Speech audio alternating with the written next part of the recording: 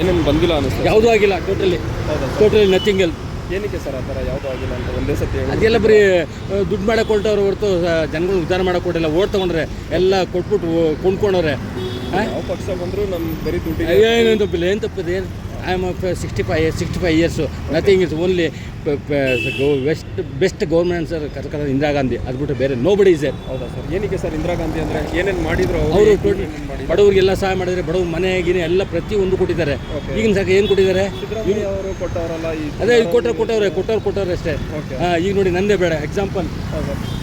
24 years ಆಯಿತು, ಒಂದು ಮನೆ ಕೊಡಿಸ್ತೀನಿ ಅಂದ್ಬಿಟ್ಟು 10,000 ಹಾಕಿ ಇವತ್ತು ದುಡ್ಡು ಬಂದಿಲ್ಲ, ಏನಿಲ್ಲ. ಹೋಟ್ಲಕ್ಕೆ ಅಪ್ಲೈ ಮಾಡ್ಕೊಂಡು ಕೆಲಸ. ಯಾವ ಸರ್ಕಾರ ಇದ್ದಾಗ ನೀವು ಹಾಕಿದ್ರಿ ಇದು 10,000? ಅವಾಗ ಇಂದ ಯಾವುದು ಗುಂಡ್ರಾವ್ ಸರ್ಕಲ್ ರೀ, ಗುಂಡ್ರಾವ್ ಕಾಲದಲ್ಲಿ.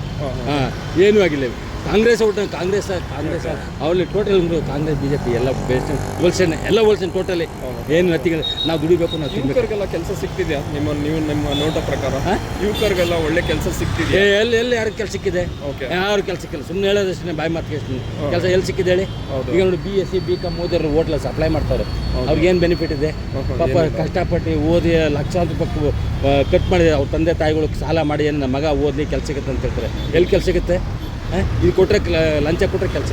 ಒಂದು ಆಪರ್ಚುನಿಟಿ ಹೋಗಲ್ವಾ? ಇಲ್ಲ ಏನಕ್ಕೆ ಸರ್? ಇಂಗ್ಲೀಷ್ ಬರಲ್ವಾ ಅಂತನಾ? ಇಲ್ಲ ಅಲ್ಲ, ಇಂಗ್ಲೀಷ್ ಬರೋಂತಿಲ್ಲ. ಏನು ಗೊತ್ತಾ, ಆ್ಯಕ್ಚುಲಿ ಟೋಟಲ್ ಹೇಳ್ಬೇಕಂದ್ರೆ ಇದ್ರ ಮೇಲೆ ನಿಂತಿದೆ ಅಷ್ಟೇ. ಅದು ಬೇರೆ ನಥಿಂಗ್. ಏನು. Thank you sir.